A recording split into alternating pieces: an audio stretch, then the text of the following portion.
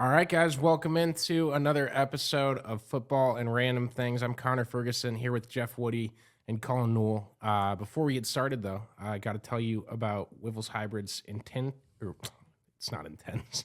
It's their independent corn breeding program. Intense corn breeding. I'm sure it is pretty intense. I bet it they is. Probably is. They take things very seriously. Yes. Big letters. No messing around. Big letters right here. Focused on corn. All capital, bold text, period at the end for some emphasis. That's what you get at Wiffles Hybrid, the greatest independent company in the world, right here. Talk to them today if you're interested in some hybrids. Boom. We good? We set? How about We're those first place in Cyclones? the Big 12? Let's go. That's who called that one? You know, like, do you have that in your bingo card? Iowa State leading the Big 12 after into November, Yeah. especially after Ohio and after Iowa and after Oklahoma, and you're like, man, this Clones are going to get hot. then they're gonna win four out of five and 3 in a row. Yep. Here we go. Yeah. I mean, here we are. What an exciting time. And what's exciting about it is, like, the team is starting to look like they're, like, belong. Like, it's not just like, oh, a couple games, but, like, hey, 30 to 10, 30 to 50, like, whatever. I mean, they've been 10, 15-point wins that have been pretty convincing. And this was a dud. Like, they played a C-plus game Yeah. at Baylor and still won. won by 2 scores, and that Baylor had to, like, scrap to get within 2 scores. Like, that was the thing that was the most impressive is that they played, you know, the basketball example, they shot 43% from the floor for the game and still won by 10. Like, that's the way that it felt. So they played off, still won. Yeah. That's awesome. That's a welcoming sight to see Iowa State be able to do that, though. Yeah, I was going to say, if I got paid enough money to do it, I'd go back and watch every game so I could objectively have a stat for it. But with the amount of times that Iowa State had, the amount of chances to put the game away and weren't able to do it, and they still won that comfortably, like, that says a lot more to me about how good this team is than anything else probably that I've seen all year. I mean, go back in Iowa State lore. You guys lived it for years. How many games that if you failed to put it away, did you win? No, it was always an uphill battle. You'd find something that you could lose a game on. Yeah, but one mistake here, one mistake there, and there it goes. I think the coolest thing about just watching this team, though, is the growth from top to bottom. I mean, you talk about the offensive line. I mean, how many yards did they rush for? 160 last week? Is that right? 162. 162. And then you just look at the efficiency that was all over the field. Dudes making plays on defense. Keeping relative good control of the ball. We had that one pick. But then, I mean, big plays. They had 9 explosives in the game. I think that's like the big thing. I don't know about you, Woody, but we were definitely, when I was there, we would focus on explosive plays, like 49-yard run by Cortavius, big runs by Eli, big run by Sama, big catches by all guys all around the field. I think that's huge for us going forward to be able to have those chunk plays, continue to play good defense. But those chunk plays are really what's setting us apart right now, I feel like, and we didn't maybe have a ton of that early on in the season. Yeah, and I think the great thing, just like offensive scheme-wise, is there's so much better spacing. Like, that's the thing that I really like. Offensive line, run game-wise, there's better spacing. Pass game-wise, there's better spacing. Another thing that's nice is that there is a set of go-to guys. Not just Xavier Hutchinson. Like, as great as Xavier was last year, you knew when it was 3rd and 4, 3rd and 7, Ball was going one ball's place. going to 8, like 100%. Just cover that guy, Yep. and then it kind of goes back to when Brock had multiple receivers. You got like a Michael Petway and a Charlie. Like, you've got 2 guys that, when in crunch time situations, you can go to. It feels like Jalen is his number one when in critical situations. It's 3rd and 8. We need something. All right, whether it's Shieldhouse or Rocco, we're going to formation and scheme and motion to get Jalen one-on-one with where we want it, get it to him.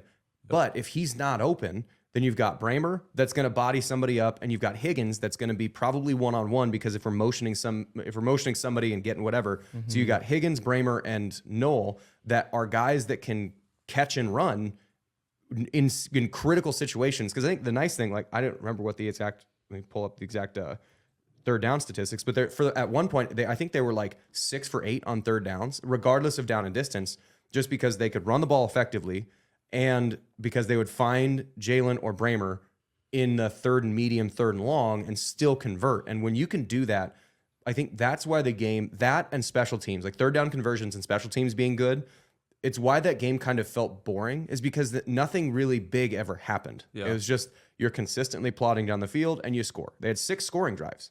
So you have 13 drives, 2 of them were kneel downs and 6 of them were scoring drives. All right, well, that's pretty good. Well, I think anytime you can be really efficient on third down, you're going to give yourself a great shot to win a football game, because that's going to get you closer, give you opportunities to end with kicks. It's gonna ball control, all that stuff. So I just think that third down efficiency is a huge part of Iowa State. And yeah, I'm looking here. Jalen had a long reception of, what does it say, 26 yards. Higgins 25, Bramer 48, Eli Sanders 11. I mean, you're seeing 4 guys receiving at least for their long being in double digits, and then got the runs of 19, 49, and 27 by Sanders, Norton, and Sama. So I think just seeing those chunk plays and being able to keep efficiency going on third down is a great opportunity for Iowa State to continue to see success and growth from these young guys. Yeah, and I think one of the big Ben Brahmer has just like quietly been delivering. He might not have like this big run diving play in the end zone like he had. Was it against you and I? His touchdown. Or That was that wasn't a diving touchdown, but yeah, that was a touchdown against you and I. Wheel route, right side. I got 2 tight ends confused there. My bad. But no, Brahmer just continues to consistently deliver, and it seems every catch he has is like this play that is extending the drive. And yes, I feel like timely, like just the right play at the right time and makes it happen and keeps the momentum going. Yeah, because I think he's starting to recognize like the little, because you can get 80% of the way to understanding something pretty quickly if you're athletic, but the last 20% it takes a while. And so that's the stuff that Charlie was really good at, which is I need to be on this guy's shoulder because here's the coverage. I know that safety is going to spin down on cover 3 and he's going to be probably just outside the hash. So in order for me to set up, I need to be on the linebacker's outside shoulder, but I have to push the linebacker to create and like understanding all those little mini fine points. He's not to Charlie's level, obviously, but he's starting to fall into that path of understanding like that sort of diving catch. It was like a 7-yard out route. It was like 3rd and 6 or something like that. Got past the sticks, but stemmed his route towards the linebacker to push the linebacker in, then broke out, let Rocco have more room before the next guy happened. Then he recognizes he's got long arms and he can make a diving catch and is comfortable, or a sliding catch and is comfortable doing that, and being like, all right, here are the little things. And so that's the things that he's doing better, is understanding how to use that frame, how to understand coverage, where you got to be. And he's doing all those little things. Like the more he does that, and also the more he gets in the weight room over the next couple of years and can be in more in blocking downs as a downhand tight end, that's a really dangerous player and development. The more he gets comfortable actually blocking like a tight end, because his receiving skills we already see him, but being able to actually put your hand down and be an attached tight end, and then you can run more stuff out of different formations, like it's exciting to look forward with him and how he's potentially going to grow. And I think he's 18 years old. He's still got a lot of developing weight room time in front of him. I was told when they flipped him in his commitment process, like, watch out for this kid. And they were right. Probably underrated him a little bit, honestly, in the text I got. Yeah, and I'm excited for guys like Ngoyi and Kai Black. Like, they're still, those guys are going to continue to develop because they're true freshmen, which are probably going to be redshirting this year. I don't think they've maybe played in 1 or 2 games. But like, those guys are going to redshirt, and you have that crop that's potentially going to be coming, because I think Daniel Jackson's technically a junior. I think Higgins is technically a junior. Jalen Knowles is technically a junior. And these guys can redshirt. So now you have another crop that's coming through underneath them. Like, this offense is poised to be good in the future, just as it is now, and they're still trying to develop and figure out how to do everything. Like, that's the really fun part. Yeah. Did you watch that long run that Cyclone Football put out on Twitter from like the end zone copy or the above copy of Daniel Jackson down the field blocking on Cortavius' big run? The one of like the zoomed in or whatever. And you can see like the offensive line open everything up. That's how I love watching football, when you can like butt shot. Yeah, it's like totally, you can like see how things open up. Like Brandon Black had a huge block on that play to spring it, and you could just see dudes on the ground, which is so cool. We finally see this violence that's starting to come out. And then to top it off, which really sprung Cortavius to the end zone, was Daniel Jackson was down the field 15, 20 yards driving his guy backwards and allowed him to cut and slip off. And What got me is like the framing of that, because they do it for. It came up on like a reel. It wasn't Twitter. Maybe I saw it on Instagram first. Yeah. And it like cuts off some of the side of the screen. Yeah. So you'd have guys coming from out of frame Yeah. into the frame and pancaking a guy. Yeah. I was just sitting there laughing. Like, this is definitely how this wasn't intended to be looked at, but it's funny to see. It's cool to see it and just to open up and just, I mean, you got Black and they're just moving people. You got that offensive line open those holes. And it was so cool for me to see that Daniel Jackson downfield, like moving, like locked onto his dude, driving him and like sprung the whole play. Like, yeah, had to get through the first and second level, but like, hey, that's what we always say, that third level, those safeties, corners are the ones that can stop a big play. And if you cover them up, it's gone. Yeah, and again, no catches for him this week. And I was waiting for someone to message me on Twitter and be like, "What is Daniel Jackson going to do anything?" Well, he did something they just- there. they He did. just That's a don't touchdown. see Yeah. anything in the stat sheet. Right, Yeah. exactly. Yeah, I don't know how many snaps he played, but like he's one of those guys. Just every time he's on the field, something good happens. Like there was a touchdown that was an overthrow to Daniel. I mean, he was wide ass open, way wide ass open, like 5 or 6 yards. Ball's wet. I think Rocco's trying to put a little bit too much juice on it. That was the second overthrow. Yeah. That wasn't the interception. Yeah. Because Higgins had the first one, and Yeah. then the interception came before the half. Yeah, and this was in the second half. This would have been like a kind of. I think they eventually did score on that drive, but it could have been like another like 40, 50 yard Yeah, touchdown. yeah. So like Not- it was, and that was Daniel Jackson. Because Yeah. you cannot man cover Daniel Jackson if there's the rest of the, like you have Higgins in the field, you got Jalen Noel in the field, you got Daniel Jackson there. Like you can't leave him one-on-one because he's so good against man coverage. Like it's just more weapons, more fun. So I don't know that yeah, the game was exciting because you had okay missed plays and still win by 12. Yeah, I'm gonna bring up Rocco again too, because he played. I would say you guys like just drill me in the comments if you want. I would say by far his worst game as a Cyclone, but obviously after the game goes and takes full responsibility for it. Probably had 3 throws in the game completely that you really want back, and what? That's a difference of 14 to 21 points on the high end. If he didn't overthrow that at the end of the half, it's 17-0 at halftime. Yeah. I think it feels it. 2.2 of those were touchdowns. Then the third one was, I guess Baylor missed the point after. What were they doing with their 2-point? Oh, that Yes, doesn't make any that was, sense. It didn't But make I any didn't sense to me. Well, understand whatsoever. they got blocked the first time, and then they were down by 15 when they scored. And like so if you're down by 15, you need a 7 and an 8. It just doesn't matter what order those are in. And I don't know why they elected to do that. Try and get the 8 first, because if you try for 8 and miss, now you only got 6. Now you're still down 2 scores. I So suppose that your theory in thinking is that, well, Then you we're can going to have win to it. try the 2 at some point, so we'd rather try it now to figure out if we need to score again. Yeah. I mean, yeah, but I it mean, still I would doesn't just make any design a sense. better 2-point inversion plays. What's going Something through my if you head. had a shot at probably would be smart. It's like the Josh McDaniels when he was with like earlier this year with the Raiders, and they were down 8 and he kicks a field goal. And it's like on 4th and 3 or something like that with like a minute and a half to That's play. far dumber because you can't defend that. No. This one is more like, okay, well, if we're gonna have to go for 2 at some point, Right, but then if you we have- might as well try to see if we have. But to if you kick the extra point, then you're still down 1 touchdown. You know that you're within if I'm 1 score. anywhere close to the hot seat, I would do it second to keep the fans in the stands, make the game look closer. I don't care. It's literally about can you win. I don't know. I think that was just a very, very poor I'm decision. in the head of a guy who coached on the PS3. Do you think that's an analytical thing? Like, do you think the book says that somewhere? Yeah, I mean, it has to. It has to be, because you wouldn't make that decision without it. But that also, like, the analytics don't go into the fact that your 2-point plays, like, how many 2-point plays do you guys go in any week? Not 3? a ton. 3, Yeah. maybe 4. Maybe. And so you'd have like 2 that you like, and then 1 that's like, we always had a Statue of Liberty play that you kind of have like sort of like a trick play in your pocket. That's you carry it throughout the season. You and if had a get in that Statue of Liberty situation- I mean, we as an offense had a Statue of Liberty No, play. I know. I got what Yeah. you were saying. I wish I would. And so, like, that'd been in- so cool when I was 12. In Just one time. But in like situations, you have like a red zone play that you formation. Let's say it's a pass. The game is shown that your quarterback's on fire. You have one like passing play that you really like. You have one running play that you really like, and like a couple, one trick or a couple specials.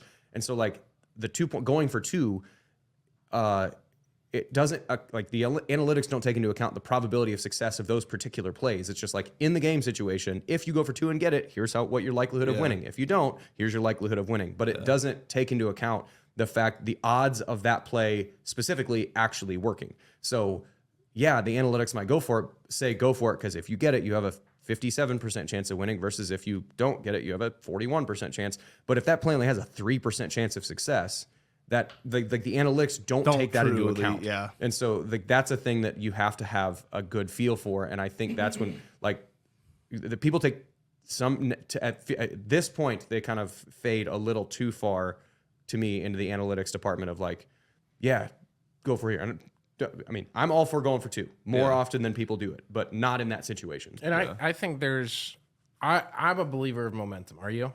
Yes. Well, it's not momentum, it's confidence to me. Yes. Like, It doesn't matter. It goes hand in hand. Yeah. It's all part of it. But in that, the failed 2-point conversion after that touchdown stunts your momentum. Well, and at the touchdown at the end of the half, the kicker drills one of his linemen in the back of the head. I was wondering who blocked it, because obviously ESPN Plus, and you're trying to slow it down. Yeah. Like the laptop's screwing up on you. Right. Screw this. Go back live. And it was a bad snap. The ball wasn't in the right spot, and kicker drilled his guy in the back of the head. And so you get this interception, you score this touchdown. It's like the grittiest touchdown of all time, and you then get this momentum, and you're celebrating whatever, and then your kicker misses the extra. Your specialist to miss the extra point. Yeah. And then do the same thing later. You get back in the game. You potentially bring it to 1 score. You go for 2, and it's not close. Yeah. Like I feel like that could have been a huge that could have been a momentum generator as well, though, for them. Like, think about that. Like, they haven't had much to celebrate this season, really. Like, hey, what's going to be our spark plug? And I think we just kind of said, all right, we're going to take that spark plug out, and good luck getting rolling again. So, yeah, absolutely. All right, you guys want to move on to some Kansas talk? absolutely. And before we do, what happened against Kansas last year? You guys remember? lots of field goals. There's some field goals that went in the air and didn't exactly go through the uprights, but we got a guy, Chase Contreras now, who's basically perfect. Knocking on wood for everybody. I didn't talk mean about to, it. Maybe I don't know. Okay, so my purpose of framing it like that was just to give Chase a shout out. So if anyone thinks I was doing I don't jinx on purpose. I really don't. But NASCAR picks and stuff like that over the years, I've become quite the jinxer. Lately, last few months, we've been pretty good. Good. Been hitting at like 85%, not jinxing. No, so I think the other thing, the thing about the Kansas game that makes to me is the biggest overarching thing to me that is not quantifiable is, all right, Kansas, they put all their emotional eggs in this Oklahoma basket, and you get so up, and you have big noon kickoff there, and Mark Ingram's talking about how good this thing is, and you're getting all this this energy that's there, and the fans are coming out. Come out tonight in the CFP rankings, and you're gonna. I mean, history. well, that's afterwards, but like prior to the Oklahoma game, you get up, everything's so huge. You win this game, you throw the field goal post in the river, like all this energy, you charge the field, and now everybody's talking about how good you are, and all this energy that happened, and now you have to do that again, and you have to go on the road to do that again in a night game against a team that's just about as good as the team you just played. That's the thing that I think, can Kansas recapture and regenerate that much energy, because it's going to take that much energy again to beat Iowa State. I said the exact same thing. I remember on Saturday we were watching that game, and I was like, I hope Kansas wins this game. The hangover's real. Oh, 100%. I mean, that's a huge win. And it's not, I don't feel like you think about it when you're playing. Like, you don't see it as a hangover. But, like, now having seen enough games where people go win big games and you pour everything in. Football's an emotional game for fans and for players extremely. You go beat a really good Oklahoma football team that was undefeated, ranked number 6 in the country. And now you get an opportunity to enjoy that win. Mm-hmm.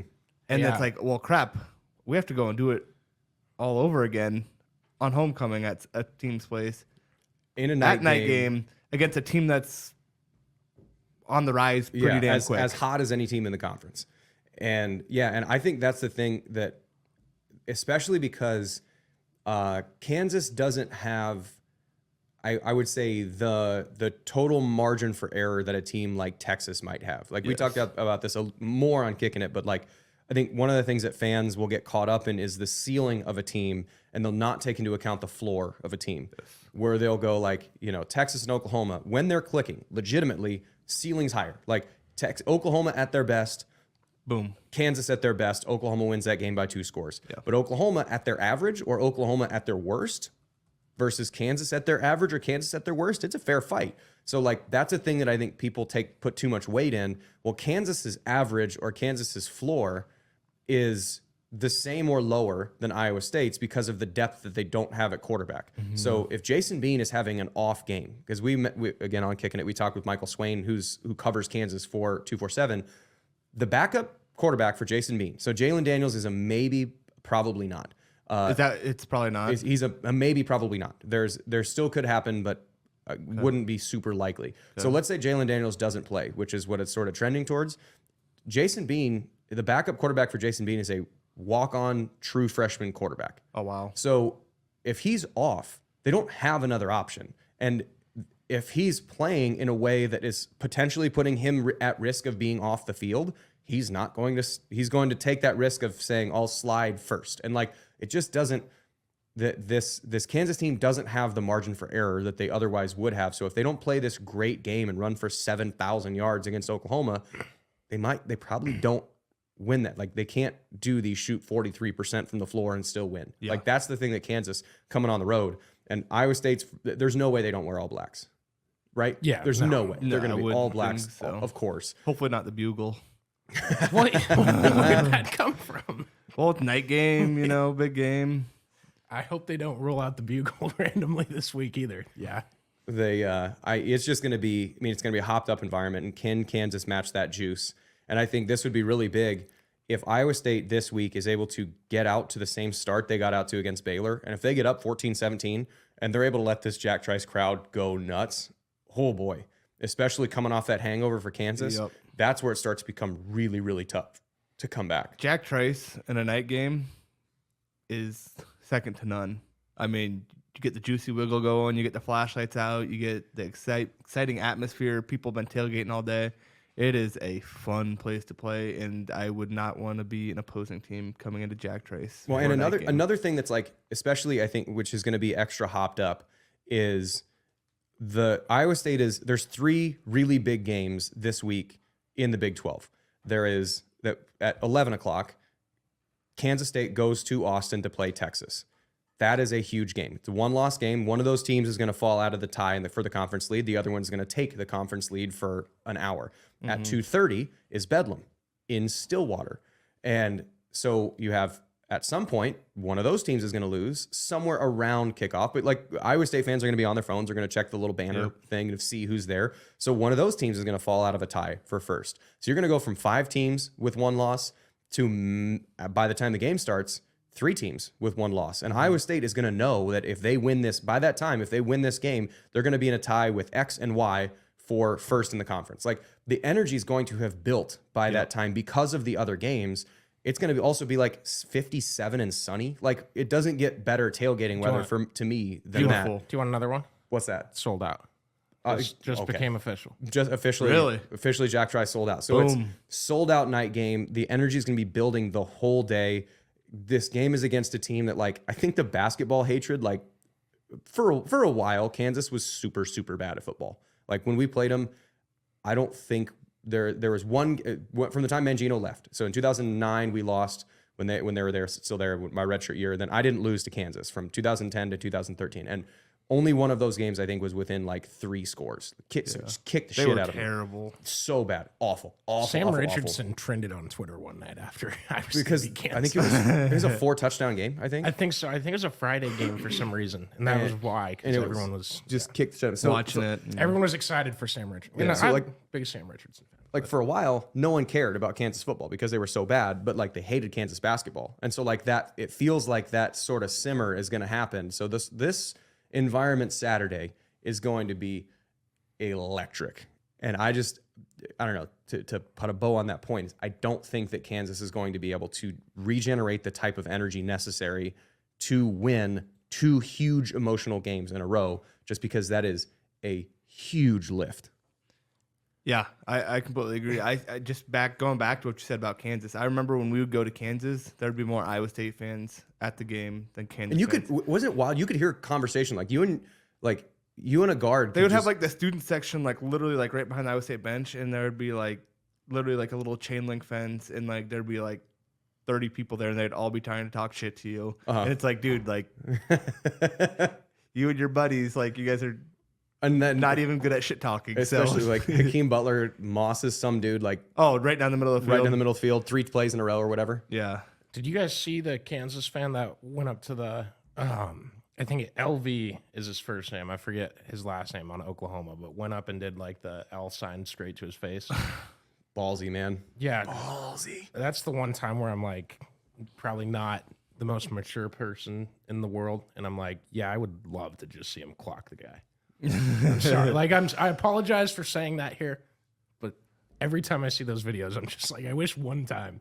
I want to see. Well, I don't think court people, of public opinion on that. That would be interesting. I don't think people recognize like how much power these dudes have. They don't. Yeah. No, Like they absolutely if someone gets in the face of Dom Orange, and he just goes fist to jaw, like there's a legitimate chance that person's in the hospital. Like I would say a better chance that they're in the hospital than not in the hospital. And I don't think people recognize, and that's just across the, or even a wide receiver. You get Jaden Higgins, like you start talking trash to that dude. Like I don't think people recognize how powerful these people are. But you get a little liquor and some adrenaline, and all of a sudden, little liquid confidence.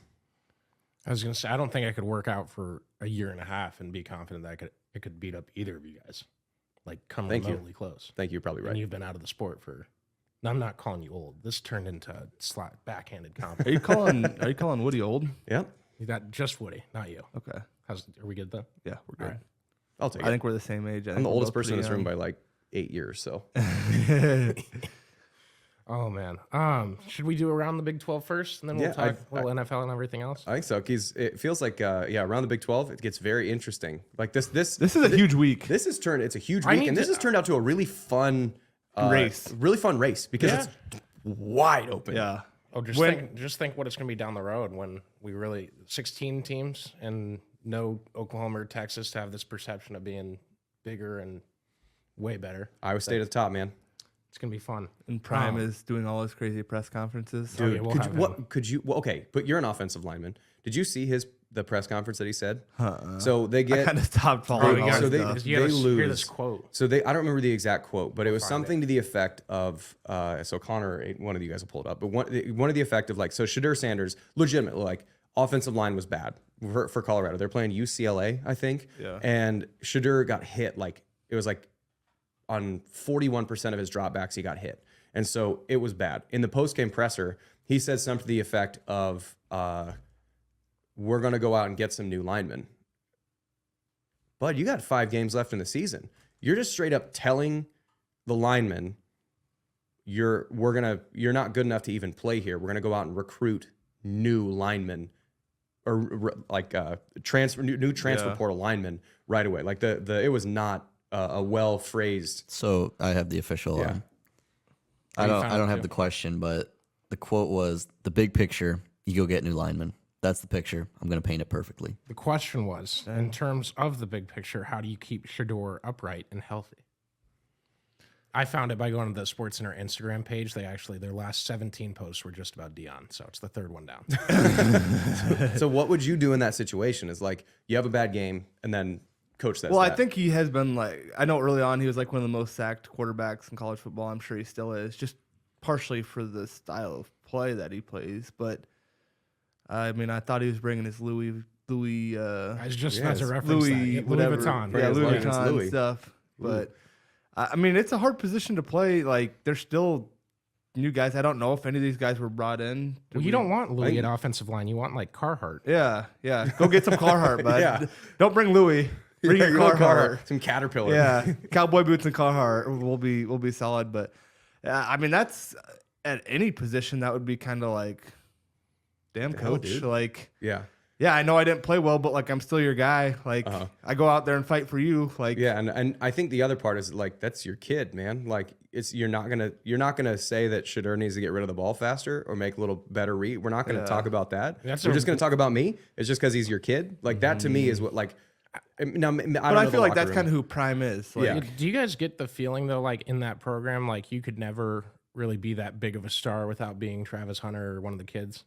I don't think so necessarily. Because like one of the wide receivers, I don't remember his name, the guy whose dad was in prison and like that story. But I think the thing to me that is the most about Colorado is like it's the up and the down of really quality shit talk. It's so the reason why we're talking about it right now is because Deion Sanders is so good at shit talk. Yeah. He belongs in the WWE. Like so good.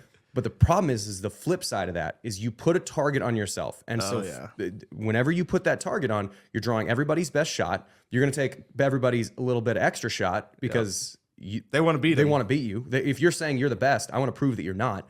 And then once you start losing, you then have to defend the amount of shit talk that you had in the first place. So like that's the reason why to me it feels like everything is super laser beam focused, is that like that's the up and the down is, and the downside of trash talk is front runner. Yes. And so like that to me, like that the Colorado story, man, like that is. I think it's gonna be really interesting because I think you hit it spot on. Like the bullseye on them is huge. Like every game you want to win, but like if you go out and you have Prime shit talking you or whatever he's doing, like you want to beat him. Yeah, if you say you're the best, I want to prove to you that you're not. And I want to let you know that you said you were the best. And now you're not only a loser, you're wrong. Yeah. You're a wrong loser. That's the thing that I like whenever you trash talk and you lose like that. That's why it's just a little bit of extra fun when you pancake a dude that's been shit talking you all game, or you truck somebody that's been chirping. Like you either play yourself up and you deserve that, or you play yourself down and you don't. Yeah. There's an art to it, to a point as well. Like if he doesn't say that, no one's talking about it. It's a quiet loss to UCLA. Yeah. It's okay. Well, they're not that good yet. I think we'll see what happens next year. Yeah, I think it's kind of interesting. I mean, it's a first-year program, and they're starting to see some struggles. Like, I mean, it's hard to, but they're having to change a whole new culture with pretty much all new dudes. Yeah. So like, yeah, they'll still have that flash factor. They'll have those dudes. They'll have those dudes who have a lot of NIL money. They'll have the paparazzi or whatever around them. But like, hey, how do they finish out this season? Mm-hmm. Like, that's tough. And now also like, yes, you might want to go play for Coach Prime, and I'm sure there's a population that does, but he's also going to throw you under the bus. Pretty quick. Like you're an offensive lineman, you haven't played well, you're going to get thrown under the bus. So you gotta, if you're a high level grad transfer or NIL guy and you're playing at Wake Forest and you're a good right guard, and A&M and Colorado and I don't know Florida State come calling, all things held equal, do I want to go play for Coach Prime when I know that if I don't succeed, I'm going to get thrown under the bus? Like I'm only as good to you as the paycheck and my reputation are. So if I don't play great or something bad happens or I get hurt, am I going to get tossed out? So like that to me is where it starts to bite you in the ass. Now again, we're 8 games into one season. Yeah. Like that we don't know, but this is it's not all sunshines and rainbows. I think one thing that I would this might be a stretch a little bit, but like watching Scott Frost's post-game press conferences early on at Nebraska, and he was like, oh, the players just aren't good enough. Mm-hmm. Like it was rarely was it like, hey, I take ownership. Like I didn't prepare them. Like you hear Coach Campbell, you hear all these great coaches say, it's, oh, the players just weren't quite good enough. Yeah. Also, speaking of coaches, did you guys see the Dabo Swinney? I had it written down. Thing. Yeah. Oh boy. And then we'll get to the Big 12. But yeah. So did you see this at all? So Dabo Swinney it's on his Colin show, and I was team Dabo up until one part of it, and then I was like, okay, I still generally team Dabo. I haven't seen this take on this. I want to hear this. So what happened is it's the Colin, the weekly Colin show, whatever, and some ballsy caller, it's Tyler from Spartanburg. They let this dude talk for like 2 minutes on his question. And he calls him to his face. He calls him overpaid. So Tyler from Spartanburg on this Colin show to Dabo Swinney, right through his ear, not to his face, but to his ear through the phone, calls him entitled, calls him overpaid, and says that he's worse than Bowden, Bobby Bowden or Terry Bowden, who has coached there before, and that he's all these things like to Dabo's face. And so Dabo just he would like pause too and go like, I'm a man of faith too, coach, but you got to explain this 4-4 start. And so Dabo just goes off. And like, it is everything that you'd want to say when you're in Dabo's position. Like, Clemson over the past 10 years has been one of the most successful programs in the history of college football. Like, I think there's been only 2 or 3 teams ever who have had more wins over a 10-year period than Clemson has. Yeah. And so he was like going off being like, we've won 10 games for 9 straight years. There's only one other team that's ever done that. And like going like this. And now we have one bad year. It happens. And he was whatever. And just goes for like 5 or 7 minutes talking about how entitled appreciation or expectation and appreciation when they don't match up. But then at the very end, so like, I think he just got fired up. And at the very end, so I was like, yeah, Team Dabo, like that's absolutely right. It's all the stuff that kind of, I feel like we've been sort of saying is like, just slow your roll. RELAX. Yeah. But then at the very end, he was like, everything that I've done, I've been successful at. He's like, I wanted to graduate college. I did. And then he starts listing off things like, I wanted to get married. So I did. And I was like, that's like an accomplishment, but like most people do. And he was like, so he just started listing off all the things that he'd done for like the last 2 minutes of it. And I was like, okay, like, admittedly, I didn't listen to the last 2 minutes. I was with him up until that point. And then he started saying all the things. And then he finished it with being like, so yeah, if you don't want to be a fan anymore, don't. Tyler from Spartanburg. I got to go listen to I'll have this. to clip that. Oh, it's great. Oh, we'll have to mix a theme song someday. I learned how to in high school, and I've never put it to the test. So, yeah, around the Big 12 Thursday night, Texas Tech plays TCU on the road. Are we doing who we rooting for? Yeah, they're both 2 and 3. That one's kind of That game doesn't matter. TCU's gonna win. You want TCU to win because you play. You played TCU. You play TCU, and the better your record, you don't have, play. Yeah. So I guess for Iowa State's sake, you want TCU to win. But it really doesn't. It doesn't matter. Yeah. All right, 11 a.m. K-State in Texas. So obviously Iowa State hasn't played either of these teams. It almost doesn't matter, but I feel like I know what you're gonna say. I want K-State. I want K-State to win. Oh, never mind. No. Okay. So Williams and Bloom, they want Texas at full strength. We've gone back and forth. It does. Yeah. Your odds. So how about this?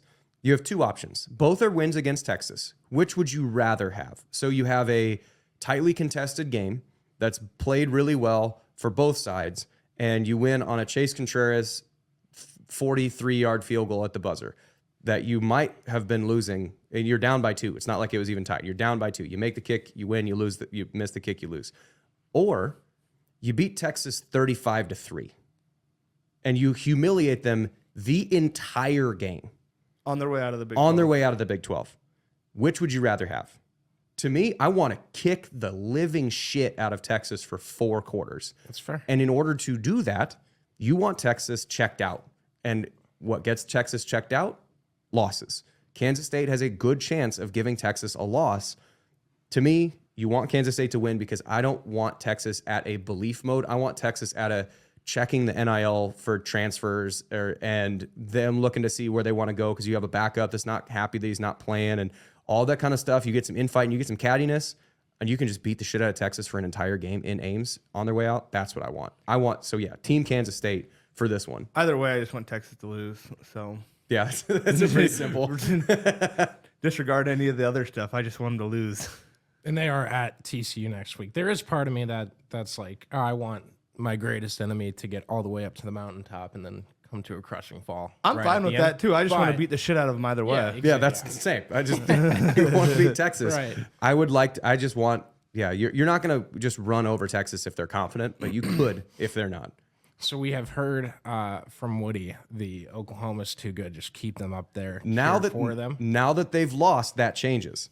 So now that they've lost, so the thing is, you just don't want to be in a tiebreaker with the team you've lost to. In any situation, any scenario, you don't want to be in a tiebreaker with the team you've lost to. So now you want Oklahoma to lose as many games as possible to tumble out of the chance that you have a tiebreaker with them. Because you beat Oklahoma State, you lost to Oklahoma. You want to be in a tiebreaker with Oklahoma State if at all possible. So now it flips. Oklahoma loses once, lose every game for the rest of the year. That'd be impressive. I think they've got a better chance of collapsing with a loss this week and then a second straight on Saturday if that happens. That's true. Yeah, because Oklahoma has shown a propensity to late season. Yeah, not care. And also, this is Oliver again. I keep forgetting his last name. The running back for Oklahoma State, Ollie Gordon. Ollie Gordon, sorry. dude, he is unreal It's legit. for the back half of this Big 12 season. Iowa State. Unreal. I think he still had some chunk yards against Iowa State. Yeah, he had but that big touchdown run. controlled him for a majority of that game. Yeah, and they were still kind of figuring it out. Like that was the first week that they only played one quarterback. They'd played 3 up until that point. That's the first week that Aiden Bowman played every single game. But that team goes as Ollie Gordon goes. And he's run for 250 plus twice in a game in the last like 4 weeks. That dude is unreal. And this game, Bedlam is going to be, Bedlam's at 2:30. That game is in Stillwater. And it's the last, Oklahoma is losing. Oklahoma's leaving the Big 12. It's just like the state of Iowa too, where like the Board of Regents oversees Oklahoma and Oklahoma State. They're 2 public universities. Basically, they said, we want to leave to go to the SEC so badly that we want to not even take you with. So imagine if you're if you're an Oklahoma State situation that they left the family and left you behind, and you already hated them. Yeah. Like this is going to be. We talk about Ames being spicy. Oh, Stillwater, boy, Stillwater is going to be hot at 2:30. Yeah, it's going to be something to see. I can't imagine like I'm going to be such an Oklahoma State fan at 2:30. Such an Oklahoma State fan. Wear your orange. Yeah, you're a little burnt orange right now. That gets too much. It's goldish. Yeah, goldish. We'll go with that. Yeah. Yeah, okay. It's golden. Really close there. No, the rest of the games, Houston and Baylor play will be interesting. UCF and Cincinnati. Is that the hot seat game of the conference? Houston Baylor? Ooh. Houston Baylor with Aranda and Dana. I think that's a hot seat game. I don't know if Dana can save his job. I think Dana's gone. I feel like he's got to be fired at the end of the year. He's been here long enough. It's just not. What's his 3rd year there? 4th year? More than that, I think. It's been a while, and they've been okay. I guess, since what, 8, 9?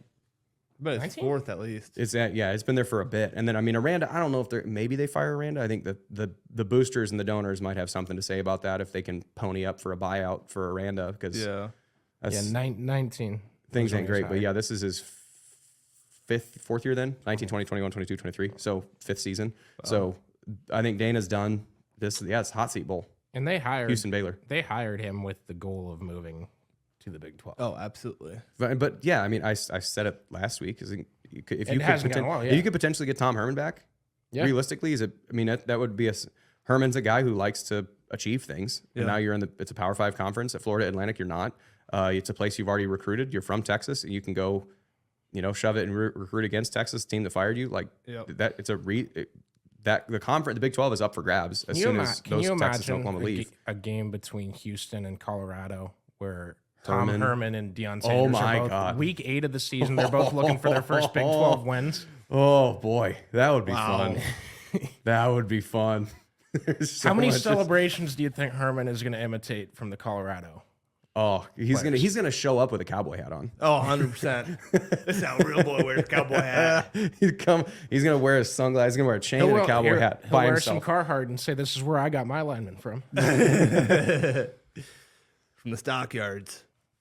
Well, that's a hopeful wish. We'll see if we get there. BYU and West Virginia as well. That's 2-3 against 3-2. And then I did. Do you want BYU coming off a loss, or do you want to coming off a win? I think a win makes you look better. I was just thinking, it feels like BYU is a team that's sort of like shaky confidence. Like they've played well in some games. They're on the fringe. They got the shit kicked out of them by Texas this week, but they beat Texas Tech the week prior. So like, I don't know if you can kind of give them a little bit of like, still you don't belong type thing. Because they've only won 2 games. They beat Cincinnati, and everybody's beat Cincinnati, and they beat Texas Tech, and most people beat Texas Tech. Yeah. So I feel like, I don't know, in the rooting interest, it feels like you want to root for West Virginia there, our riot bowl buddies, to keep BYU on the shaky confidence ground before we go out there next week. 6-3. It's like what I tell people in baseball or hockey for that matter. It's a little less. I guess NBA would be a better comparison, but the first 13 games are more important than the middle 140, and then the last 13 are just as important as the first 13 because the difference between 6-5 or 7-4 or 8-3 is so lopsided. Yeah. And that's obviously just a football season. Mm-hmm. And BYU is going to look at 5-4 a lot worse than they will 6-3. That's true. And transition year, we're bowl eligible. We'll see, the rest of it's gravy from here on out. And then next year is when we really go, or dang, we just got our asses kicked by West Virginia. Like the Big 12 might be good. Yeah. Yeah. Team West Virginia. West Virginia Riot Bowl buddies. Awesome. All right. You want to bring up the one thing? Bulldog talk, everybody. It worked last week. Bulldog talk. Undefeated Drake I'm Bulldogs in checking PFL out. play. Yep. All right, see you, Colin. It's been good. We'll talk about your friend Brock Purdy after this. So 2 minutes. 2 minutes. the Drake Power Play. Undefeated, sponsored by nobody. That's right. If you want to sponsor the Drake Power Play, Reach out to me. Reach My out. DMs are open. But undefeated, and they played like ass, but they still beat Stetson 33-7 and beat them at home. So terrific. Oh, Aiden's got a Aiden's got a countdown of damn how much we timer can up. actually talk about Can you do Drake. that in time and a half, Aiden? Jealousy through the They walls here. forced 5 turnovers. They're playing at Marist. So Marist right now is, I think, 4-2 in conference play. And if there is a tie, so right now there's no conference championship game, but Davidson and Drake do not play each other. They're both undefeated in conference. They don't play, and so it's based on the opposing record, the record of your opponents and your wins. And Drake right now has a tiebreaker. So if both win out, Drake's conference champion. And I feel like I should get partial thank you because I've tweeted the conference each of the last 3 weeks that I'd chain myself to their headquartered doors if they pick Davidson over Drake. They won't. Exactly. They won't. They probably changed it just then because they saw that you were gonna chain yourself to the I would doors. hope that was the So case. anyway, there was Davidson also had can I just Steph shout out? Curry, they I'm just don't going need to one shit. shout out because we have 57 seconds left. One shout out. Finn Claypool, kid went to Roosevelt. He had the most impressive play that I've seen a defender make this year, which was a 2-minute drill for Stetson at the end of the half. He's playing the left side defensive end. He's in the great pass rush move. It's just a speed rush on the outside. Quarterback's going to throw the ball. He gets a strip sack. The sack bounces off the quarterback's knee. It goes forward to about 5 or 10 yards downfield. After the strip sack, he doesn't actually make a tackle. He just swats the ball out. He then runs down and chases the ball and gets the fumble recovery. So he has a strip sack at 5 yards behind the line of scrimmage and a fumble recovery 10 yards past the line of scrimmage. Wild. I have 2 quotes from Woody. I'm not joking. 15 seconds. Okay. This is a very different drive than it was at the start. That was one of your quotes from the game. Okay. The other one was, for some reason, when it gets really cold, your fingers don't work the same. And we're out of time. Anyways, well, the reason I brought it up was to say that Jeff's call of the game with Michael Admire, usually I get to listen to some of it, not the entire game. And I didn't have anything to watch until Iowa State came on. I didn't want to watch the morning slate, and Drake's undefeated, so I'm going to watch it. But God, you guys are fucking amazing. Thank you. Seriously, Appreciate that. fantastic stuff. And I had to write down the no shit quotes. I was getting, there's going to be more, but I was going to be stretching for material by the time I figured it out. Yeah, well, But thanks. My favorite was when you called the rule where if the offense subs, defense gets a chance. The fat Call guy it the rule? fat guy rule. I Yeah, never the fat heard that guy rule. before. Yeah, I love the fat guy rule. So that's when it's the Aiden, Gundy. you admit you were watching. Wow. Yeah, I was listening. I wanted to listen to Jeff. Thanks, we man. go. Thanks. I'll admit I didn't actually watch. I was just listening. The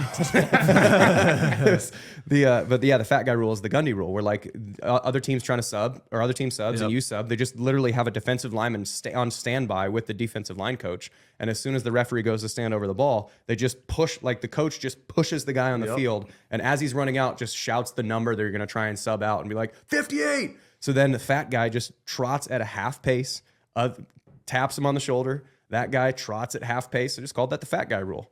Do you think they'll do anything about that?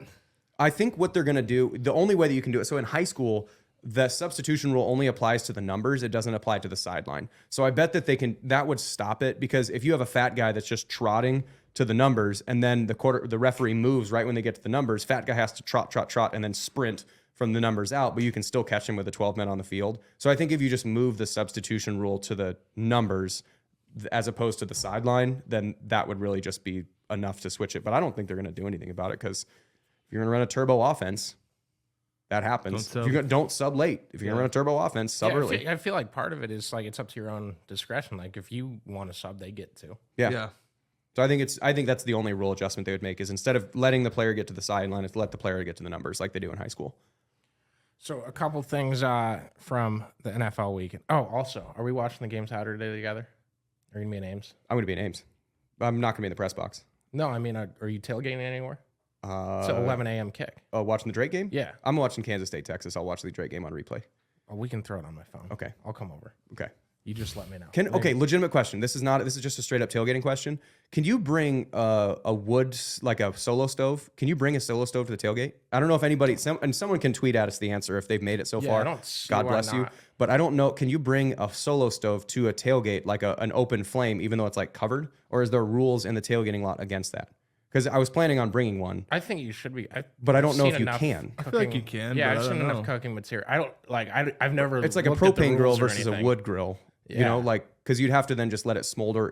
Like, I feel like I've seen. yeah. So anyone, just tweet the response of if you can bring. It's better a to solo ask for stove. forgiveness than it is for. Until you then have to bring a wood fire up and they tell you to shut it down, and then you have to let it simmer out and then get in trouble again because you can't just like extinguish it because it's metal. You Bring out can't your dump. fire extinguisher. Yeah. So anyway, if anyone has the answer, can you bring a wood fire stove or wood like portable fire pit solo stove to the tailgating lots, not the RV lots? I would love a response. Thank you for your assistance. Awesome. Anyway, Brock Purdy. Now, I was real quick on Purdy, and you guys can say what you want about it. I was always taught growing up in journalism, like not to look at a video of an injury and speculate, or look at an injury happen on the field in front of you and speculate it on open airwaves. And I found out there's a guy on Twitter that just has 270,000 followers for playing a replay back 3 or 4 times and saying, that's an Achilles. He's concussed. That's definitely a concussion. And that he's a doctor and he can just do that. I mean, you can say whatever weird. you want. It's the I internet. know, I There's get it. no I get it. rules. I It's just raised X saying that was like not It's appropriate. just shady. but- Yeah, it's I shady. feel like weird- people weird are to me. weird enough that they like that though. Yeah, I agree with you. I wanted to ask you guys about Brock Purdy, what you thought of his game, and what you think of these people saying he hit his head on this play, he has a concussion again.